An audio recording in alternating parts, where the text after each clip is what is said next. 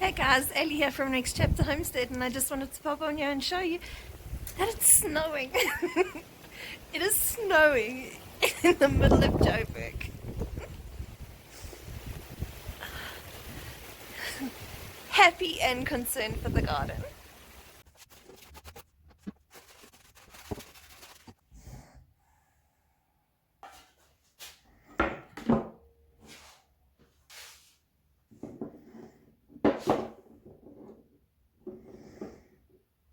Okay guys, so this is a bit of a made up recipe, I'm not even going to lie to you, but this is how I cook in reality. So Duncan will be home shortly for lunch, and I need to slap together something that is warm and healthy and somewhat tasty at least, so that he doesn't regret his decision to come home.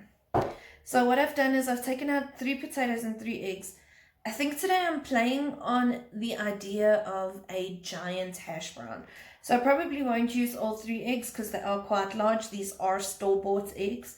Our chickens are producing, but when we buy our bulk meat pack, we get eggs with it. So I'm just using through the store-bought eggs before I use my own. So what I'm going to do is, without even peeling, I'm just going to grate my potatoes straight into a bowl. They are raw.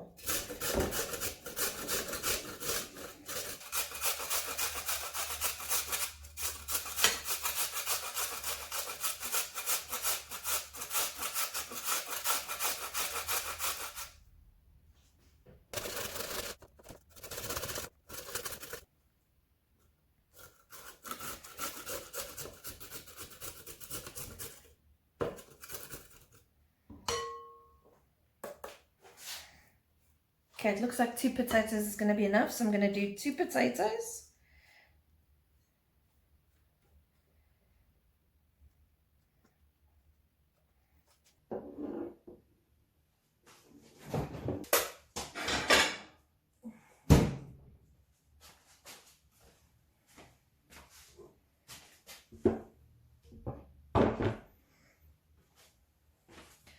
Right guys, so I'm working on a bit of a time crunch today. I'm making Duncan some lunch. Here we go. I've got a bowl with 2 grated raw potatoes in it. To that I'm going to add some mixed herbs. I'm not going to be shy with that.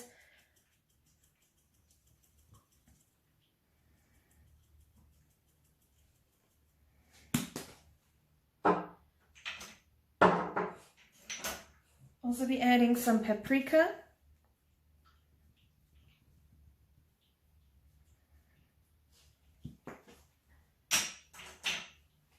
Some leek powder.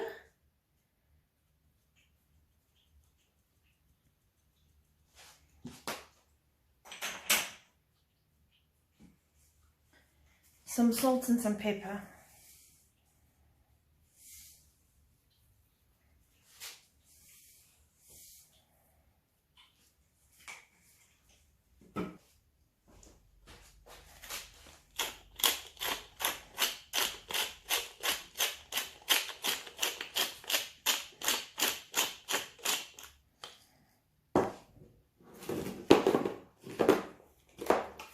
And lastly, to this mixture, I'm going to add some cheese, about a cup.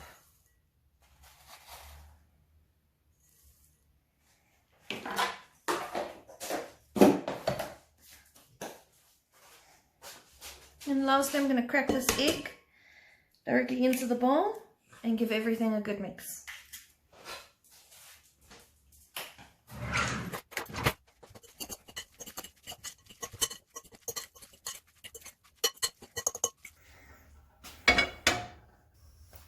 So on my gas burner here, I've just got a non-stick pan.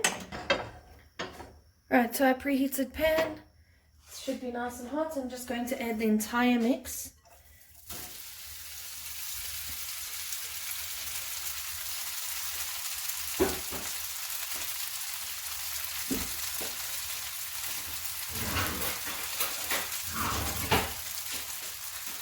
Just going to now press it out so it makes a pancake.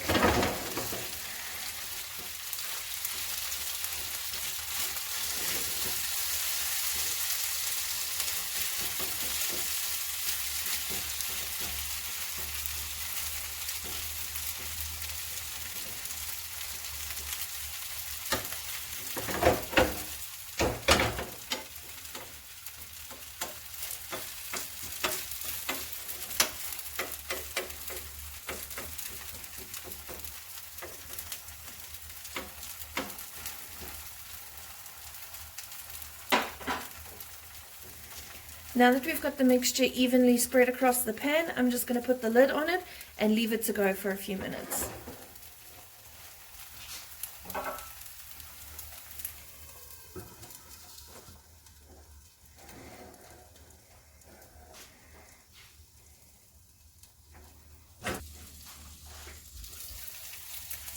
Okay, as you can see, the lid has done its job. The potato as well as the egg are actually steaming whilst the bottom crisps up.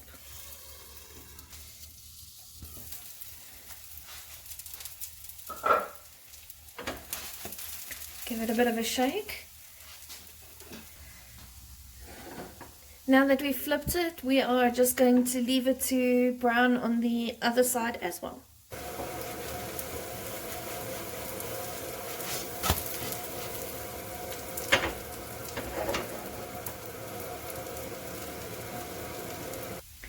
Now that our hash brown is all cooked up and ready and crispy, I'm just going to salt it and cut it up and serve it. You want an eggy on it?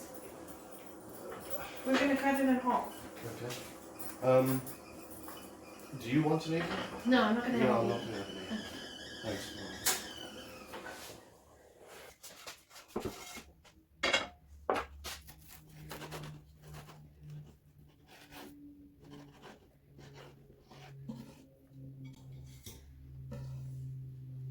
Right, love, grabs up. That's okay. Well, I just wanna be happy. How to get there? Glad that you asked me. I think it's different for everyone. Some of us need work, others need fun. Some of us need purpose to overcome. But try to do what you love when it's said and done. Cause there's so many differences in each of us. Trust your gut, it can show you what you want. Living life, every day, late at night, not okay. All I want, and I pray, all I need are some better days. Yeah. Hey guys, Ellie here from Next Chapter Homestead. So it actually snowed here 2 days ago, and I'm just going to walk around the garden and assess any damages that we may have incurred and see what we can do to at least protect what we've got left and replant where we need to replant. So let's go have a look what the snow did.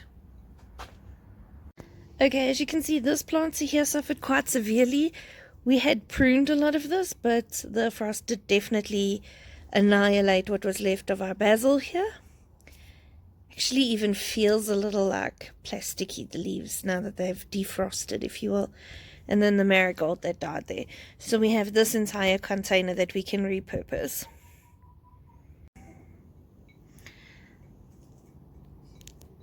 Here's our nasturtium, and as you can see, it's a little bit worse for wear. The leaves are somewhat browned and curly, and they really did take quite a beating in the actual freezing process. I'm not sure if it's going to make it or not, but I am going to leave it as it is for now because the larger leaves are shielding the ones at the bottom. So maybe at the end of this week, when we're out of risk of frost, what I'll do is I'll come around and I'll actually prune off these slightly sickly looking leaves and then allow the slightly healthier ones, the unscathed leaves, the opportunity to grow. Unfortunately, this basil definitely bore the brunt of the cold and is no more. So what I'm going to do is I'm actually going to cut this one off at the base, because as you can see, here's a nice healthy basil that has survived, and they're actually still connected to the same plant. So what I'm going to do is I'm going to cut off this dead one and just leave this young new growth and see what happens with that. I'm also going to pull out this basil because it is just about ready to go to seed. So because this piece of hosepipe froze, it actually cracked. So what I'm going to attempt to do is use one of these little guys over there. So the ends of this come off, and then you're left with this connector. So essentially this black piece is going to be the connector of the two sides of hosepipe the one on either end of the crack. And then you put these guys on and you tighten them, and it like holds the hose pipe tightly in this actual connection itself. Let's see what we're capable of. I'm pretty sure we can do it. Can't be that hard. Famous last words.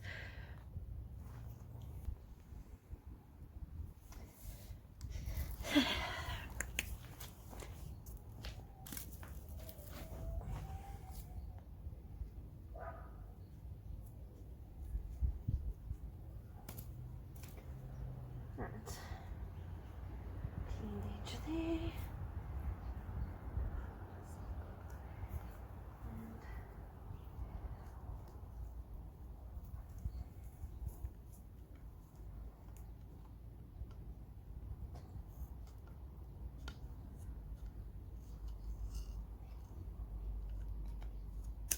Okay. So now what I'm going to do is I'm going to put a green guy on this side and attach this black piece.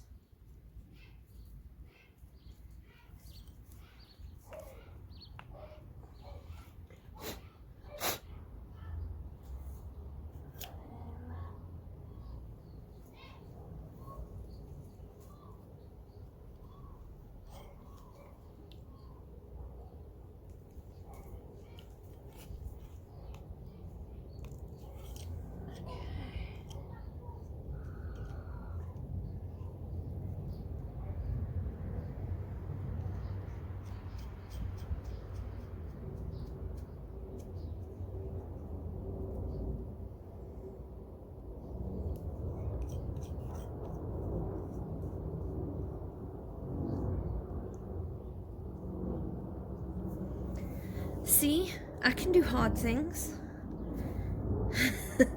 Let's test if it works.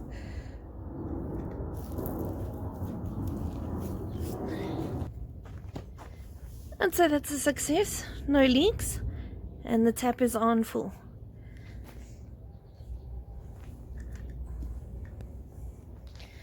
So just thought I'd show you. Here's the old one, and there's this crack. So that's just the piece of pipe that we cut out.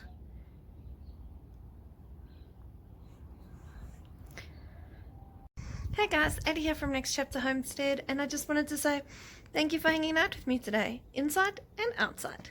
Hope you had a good one. Bye.